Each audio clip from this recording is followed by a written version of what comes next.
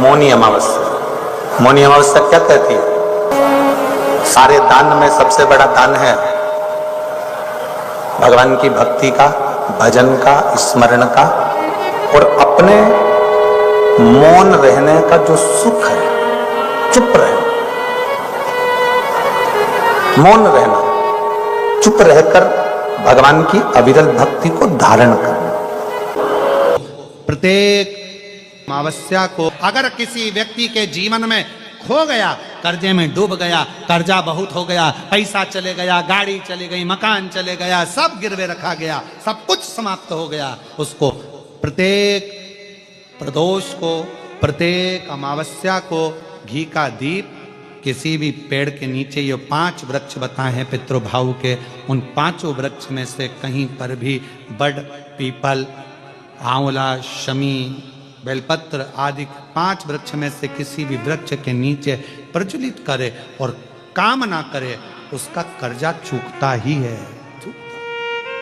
उच्चारण, स्वधा का उच्चारण हमको सुख प्रदान करता है, स्वधा का उच्चारण हमें संपदा प्रदान करता है। प्रत्येक अमावस्या के दिन एक कटोरी में पंचामृत बनाकर ले जाते हैं, दूध, दही, शहद, घी, शक्कर, ये सब मिलाकर यदि आप लेकर जाते हैं और ले जाकर भगवान शंकर के सामने समर्पित करते हैं, एक बेलपत्री अशोक सुंदरी, अभी तक आपने जो बेलपत्री चढ़ाई है अशोक सुंदरी के ऊपर, डंडी का मुख जहां से पानी बहता है उस ओर रखा जाता है।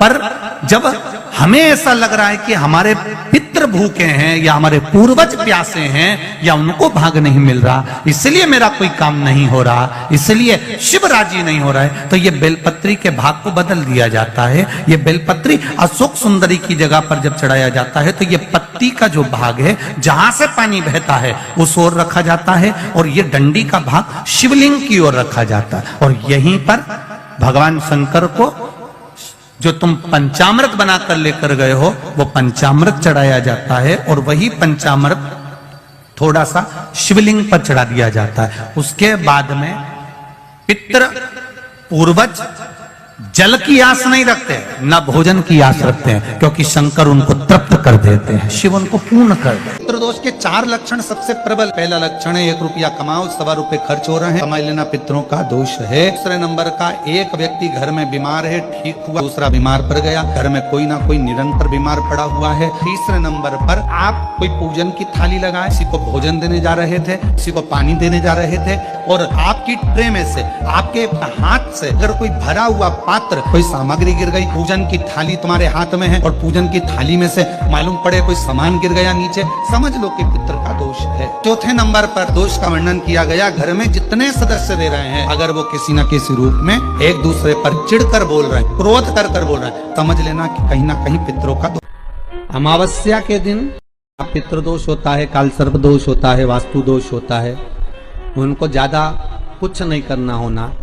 महाराज एक बेल का फल लीजिए, क्या लेना है?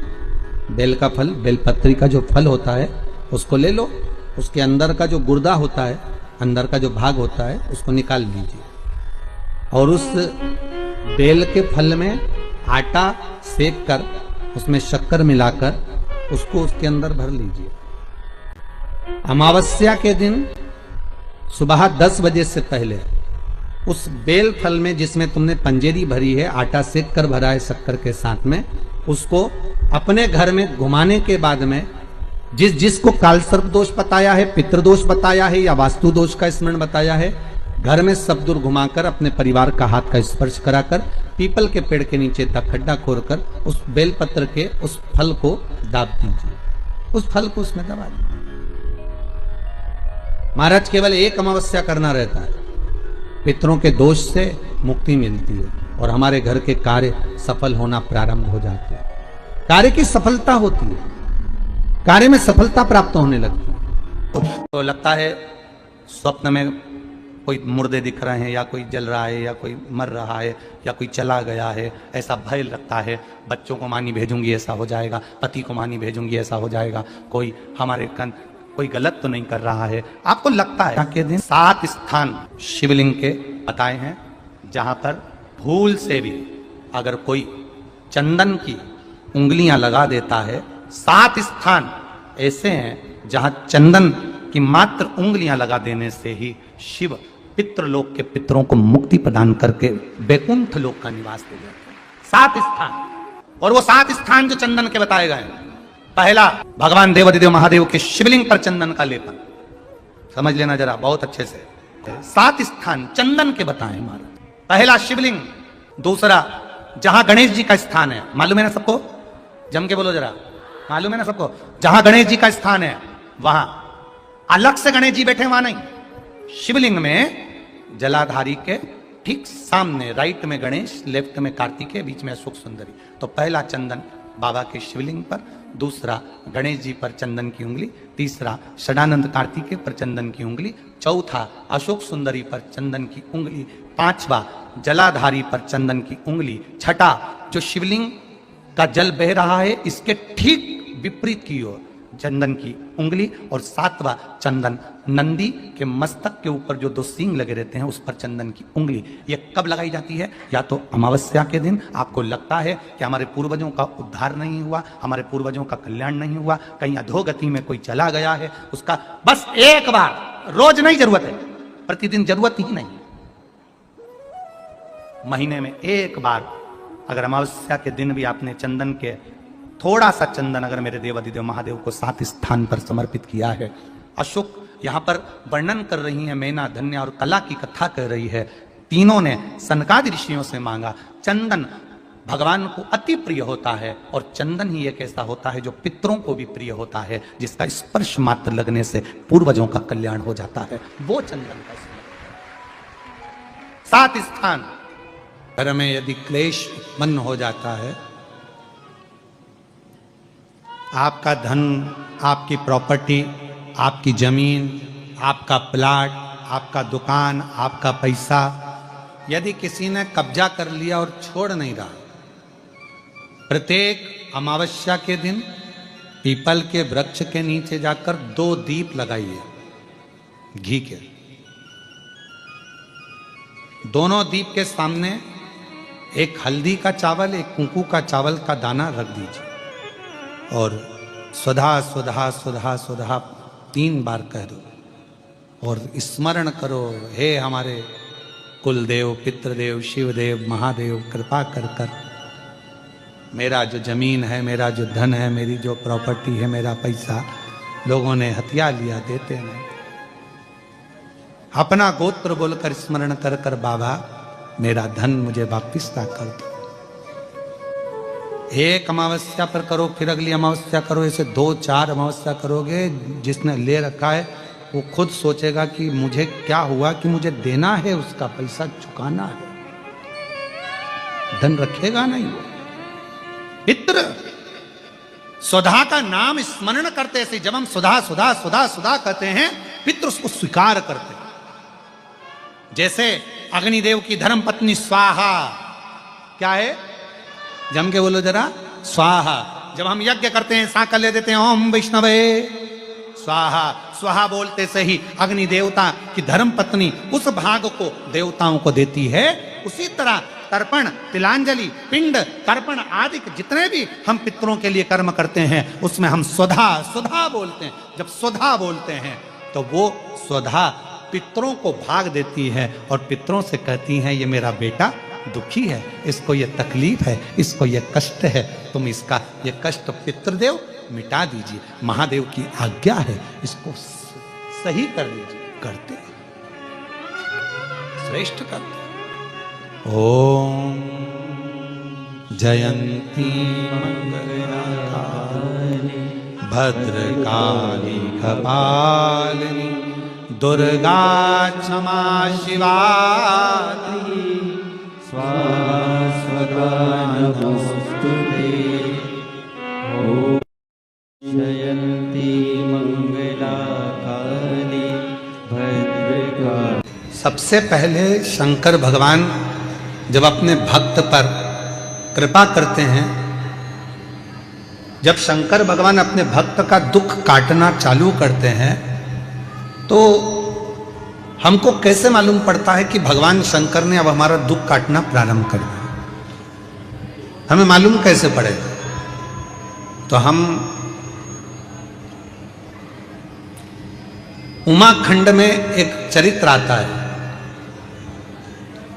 जब माता पार्वती जी तप करते करते करते करते करते करते माता पार्वती के बहुत वर्ष निकल गए और पार्वती भगवान शंकर को प्राप्त करना चाहती थी, तो पार्वती के प्रसंग को हम देखें उमाखंड में, तो वर्णन आता है कि शिव जब करुणा करना चाहते हैं, जब शंकर भगवान आपको स्वीकार करना चाहते हैं, तो सबसे पहला झंडी किस रूप में दिखाते हैं? तो कहा शंकर भगवान स्वयं आपके स्वप्न में आकर,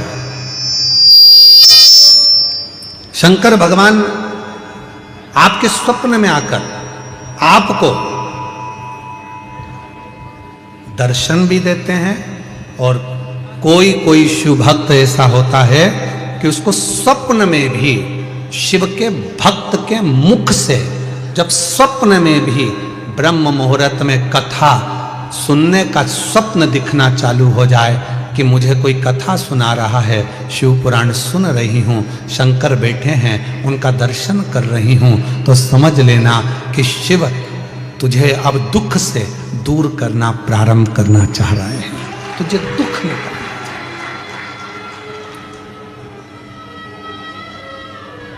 महाराज जी, कई लोग कहते हैं कि स्वप्न में अगर शिव जी दिखते हैं तो क्या फल मिलता है?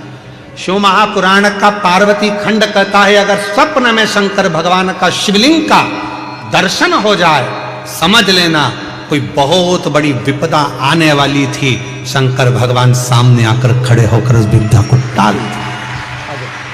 कितना भी पितृदोष हो, कितना भी, बेटों की शादी नहीं हो रही, बेटियों का संबंध नहीं आ रहा, घर में क्लेश बना हुआ है, अशांति बनी हुई है, मानसिक टेंशन बना हुआ है, 1 रुपए कमाओ 1.25 रुपए खर्च हो रहा है, कोई समझ में नहीं आ रहा, कोई रास्ता नहीं सूझ रहा, एक चावल का आखा दाना लेकर परिंदे के पास, परिंदा जानते हो सब लोग, हंडा मटका, पानी भरने का मटका, हंडा घड़ा गगरा, जो घर के रसोई घर में जो पानी का स्थान होता है, एक चावल का दाना रसोई घर में रखकर उस चावल के दाने को साथ में लेकर और 1 लोटा जल हंडे का, मटके का, परिंदे का, घड़े का भरकर जाइए, और वो परिंदे का पास का चावल का दाना और 1 लोटा जल, पहले चावल का दाना शिव जी के शिवलिंग पर समर्पित करो, फिर 1 लोटा जल, जहां जलाधारी होती है, जलाधारी इधर की है तो आप इधर खड़े हो, जलाधारी उत्तर की है तो आप यहाँ दक्षिण की ओर खड़े होकर शिव जी पर जल चढ़ाना प्रारंभ करें। यहाँ जल बह रहा है शिवलिंग का, तो आप इधर खड़े होकर जब जल चढ़ाओगे, चावल का दाना रखकर, कैसा भी पितृदोष हो वो सारा पितृदोष समाप्त होता है। बेलपत्री के वृक्ष के नीचे बैठकर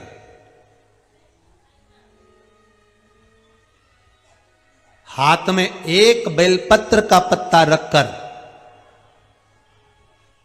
आप पंचाक्षर मंत्र नमः शिवाय, ओम नमः शिवाय या श्री शिवाय नमस्तुभ्यम या महामृत्युंजय मंत्र का स्मरण कर रहे हो, पर डंडी का भाग अपनी ओर, बेलपत्र की बीच वाली पत्ती का भाग बीच वाली उंगली की ओर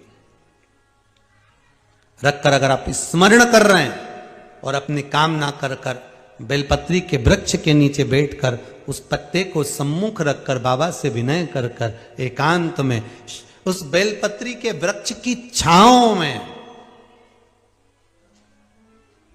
बेलपत्री के वृक्ष की छांव आप कामना कर कर उस पत्ते को शंकर भगवान के ऊपर समर्पित कर रहे हैं, तो ये जान कर रखें कि पार्वती और शिव का मिलन करवा रहे हैं और अपनी मनवांछित फल कामना पूर्ण करवा रहे हैं। क्योंकि शिव और पार्वती का जब मिलन होता है, शंकर पार्वती जब एक दूसरे के सम्मुख में होते हैं, शिव और पार्वती जब एक दूसरे के सामने अपने बच्चों के कारण एक दूसरे के सम्मुख में आते हैं, तो उनके चेहरे पर प्रसन्नता का भाव आ जाता है। फल, मनवांचित फल की कामना आप जिस कामना के लिए कर रहे हैं, विवाह के लिए, नौकरी के लिए, सर्विस के लिए, व्यापार के लिए, रोग मुक्ति के लिए, आप जिस कामना से कर रहे हैं, बस उससे कहा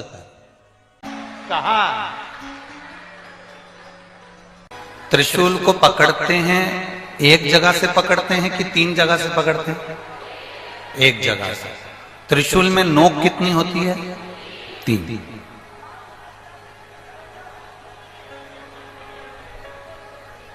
अब बाकी के जितने शस्त्र हैं, सुदर्शन, शंख, चक्र, गदा, भाला, धनुष, बाण, तीर, ये जितने जितने शस्त्र, तलवार, बर्छी, कटार, कुंदूक, जितने जितने आप शस्त्र देखेंगे, इन शस्त्रों में देखेंगे कि ये एक शस्त्र केवल एक पर प्रयोग किया जा सकता है। पर शिव महापुराण की कथा कहती है केवल एक त्रिशूल ऐसा होता है जिस त्रिशूल को एक जगह से पकड़ा जाता है और 3 पर उसका प्रहार कर दिया जाता है। उसी तरह शंकर का हम केवल एक अकेला नाम लेते हैं। आपने शिव का नाम लिया, आपने शंकर का भजन किया और शंकर भगवान ने तुम्हारे नाना पक्ष में, तुम्हारे दादा पक्ष में और तुम्हारे कुल में ना जाने कितनों को तीनों पक्ष में तार दिया है। वो शिव तत्व है, वो शंकर है, वो घड़ी है। बोल बम का नारा है, बाबा है, उसने तार दिया, उसने साथ। गर्ग संहिता कहती है और कूर्म पुराण कहती है, तुम्हारे घर में अगर सत्यनारायण जी की कथा हो रही है, तुम्हारे घर में शंकर जी का अभिषेक हो रहा है, तुम्हारे घर में पार्थिव शिवलिंग का निर्माण हो रहा है, तुम्हारे घर में अगर तुम कोई व्रत रख रही हो, तुम्हारे घर में कोई उपास कर रही हो, तुम्हारे घर में कोई उद्यापन हो रहा है, तुम्हारे घर में कोई अच्छा कार्य हो रहा है, तो ये करवाने वाला कोई दूसरा नहीं होता। इसको करवाने वाले तुम्हारे घर के पितृ होते हैं जो ऊपर बैठकर तुम्हारे घर में अच्छा कार्य कर रहे हैं।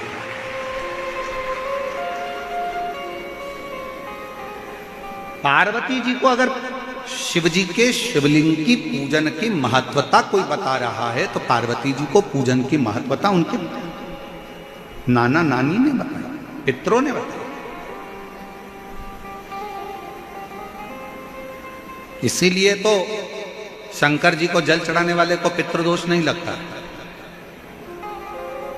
क्यों नहीं लगता?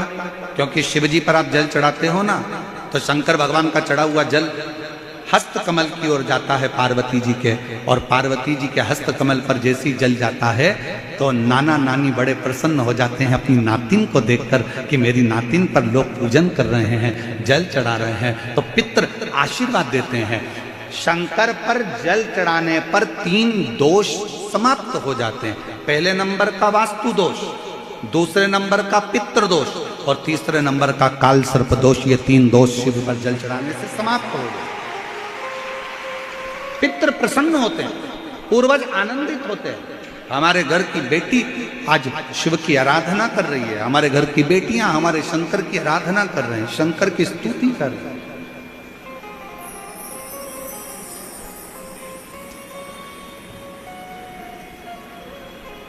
शिव आराधना में डूबे हुए हैं। कितना भी पितृदोष हो, कितना भी,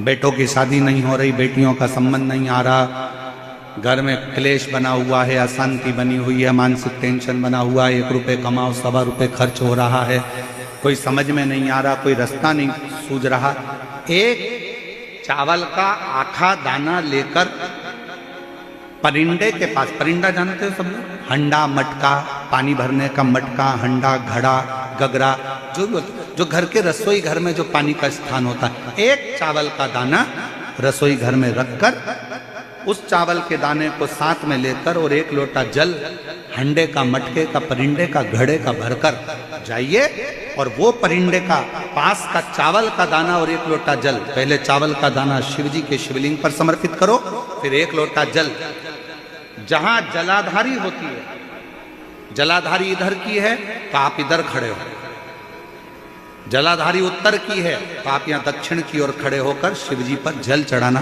प्रारंभ करें।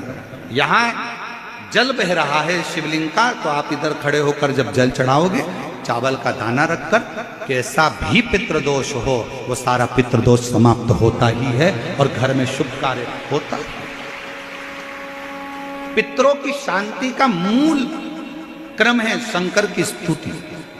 कोई ने कह दिया वास्तु के हिसाब से तुम्हारी बाथरूम गलत बनी है, तुम्हारा दरवाजा बना है गलत, तुम्हारा रसोई घर गलत बना हुआ है, सीढ़ियां गलत बनी है, ये गलत बना है, वो गलत बना है, सारा तोड़ तोड़ा के तुमने बार बार बनाया, सीढ़ी इधर लगा दी उसके कहने पर, तुमने बाथरूम उधर बना ली उसके कहने पर, उसके बाद भी घर में शांति नहीं है, पूरा वास्तु के हिसाब से मकान बनाया, पूरे वास्तु के हिसाब से घर बनाया, उसके बाद भी अगर शांति नहीं है तो कुछ मत करो, एक लोटा जल शिव जी को चढ़ाओ और शंकर जी को एक लोटा जल चढ़ाकर वही जल अशोक सुंदरी पे चढ़ाओ, गणेश कार्तिकेय पर चढ़ाओ और वही जल उठाकर थोड़ा सा लेकर आओ, घर के 4 कोने में उस जल को छींटना प्रारंभ करो, वास्तु दोष अपने आप समाप्त हो जाएगा। आपको बाथरूम बदलने की जरूरत नहीं, घर बदलने की जरूरत नहीं, व्यापार बदलने की जरूरत नहीं, अपने आप धीरे धीरे धीरे धीरे बदलता चले।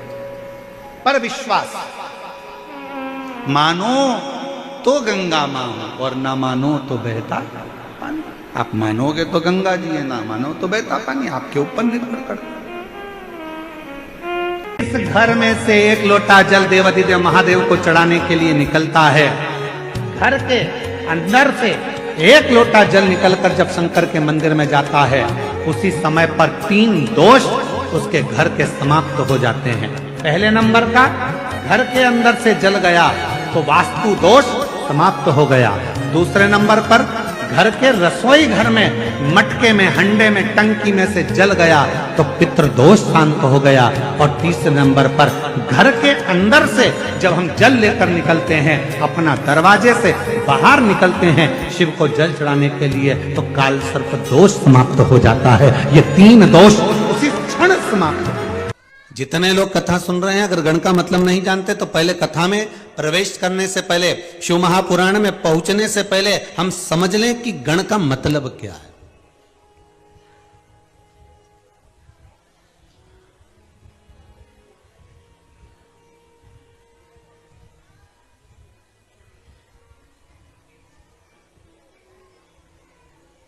श्री गणेश जी महाराज, उनका जब सिर कटा, मस्तक कटा, उनको काय का मुख लगाया? अरे बोलो जरा, हाथी का। अब मुख अगर हाथी का लगा था तो उनका नाम होना था गजपति। क्या नाम होना था? गजपति, क्योंकि गज का मुख लगा है तो नाम गजपति होना चाहिए। पर दुनिया के लोग उनको क्या बोलते हैं? गणपति। तो भैया मुख अगर गज का लगाया है, हाथी का लगाया है, चेहरा अगर हाथी का लाकर लगाए हो, गज का लाकर लगाए हो, तो नाम तो गजपति होना चाहिए। फिर गणपति किसने रख दिया?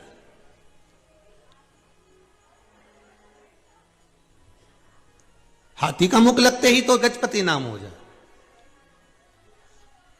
भाई हमारे यहां तो कई कई बहनों का नाम पूर्णिमा है, तो पूर्णिमा नाम क्यों रख दिया? तो क्या ये पूनम के दिन हुई थी, ठीक है, तो इसका नाम पूर्णिमा रख दिया।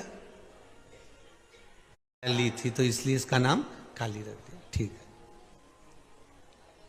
हमारे यहां नाम बड़े बड़े विचित्र रखते हैं। अब ध्यान देना जरा गणेश जी के नाम की ओर हो। फिर किसी ने कहा साहब इसका नाम शांति क्यों रखा?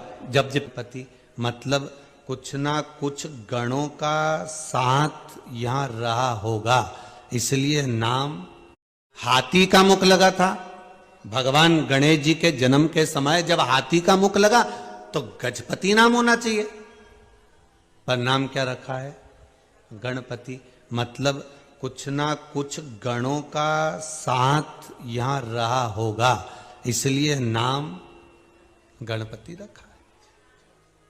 हम कहें कि शंकर जी के गण, कई कई आप लोगों को भी कह देते होंगे, हम बताओ रोज मंदिर जाती है, ऐसा लगे ये तो शंकर जी की गण है, ये रोज शिव जी के मंदिर में पूजन करता है, ये शंकर जी का अनुमोदन करता है, शिव जी पे एक लोटा पानी चढ़ाता है, शंकर की भक्ति में डूबा रहता है, ऐसा लगता है कि शंकर का गण है। मतलब केवल ये पीछे दिख रहा है ना, ये मत समझना इनको भूत प्रेत डाकनी पिशाचनी है चुड़ैल आदि, ये शिव जी के गण है। पर गण का मतलब क्या होता है?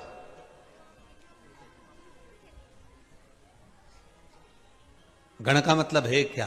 तो अब एक बहुत सुंदर सा प्रसंग है, बहुत ध्यान देना। भगवान विष्णु को शंकर जी का गण कहते हैं क्या? बोलते जाओ जरा दम से। जितने लोग आस्था के सामने बैठे हैं, जितने मोबाइल का गण बोलते हैं क्या? नहीं। इंद्र को बोलते हैं क्या? नहीं। वायुदेव, जल देव, वरुण देव, गरुण देव, किसी को शिव जी का गण नहीं कहा गया। रावण को शंकर जी का गण कहा गया क्या? नहीं, पार्षद कहा गया। महाराज, गण का मतलब क्या है? भगवान विष्णु को गण नहीं कहा गया, ब्रह्मदेव को गण नहीं कहा गया, इंद्र को गण नहीं कहा गया। गण का मतलब है भगवान शिव की रक्षा करने वाला, मित्र, सखा, बेस्ट फ्रेंड। समझ गए अपनी भाषा में? जो सखा है, मित्र भी है, द्वारपाल भी है, एक अच्छा मित्र, एक अच्छा सखा आपका गण है। सखा रहता हो, आपके साथ में कोई अच्छा व्यक्ति रहता हो, तो आप उसको भाषा में कह सकते हो ये मेरा गण है। गण मतलब मित्र है, ये मेरा सखा है, ये मेरा कभी बुरा नहीं देख सकता, ये मेरे खिलाफ जरा सा सुन नहीं सकता, एक शब्द भी जो शिव के लिए सुन नहीं सके, वो गण है। और अगर आपका मित्र, आपका सखा, कोई दूसरा व्यक्ति आपके मित्र की बुराई कर रहा हो, कोई दूसरा व्यक्ति आपके मित्र पर उंगली उठा रहा हो, आपके मित्र के लिए अपशब्द कह रहा हो, तो फिर आप मित्रता के भाव को नहीं जान सकते। महाराज,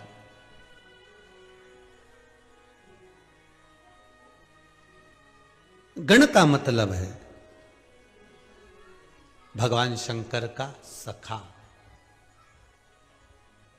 गण का मतलब है भगवान की रक्षा करने वाला।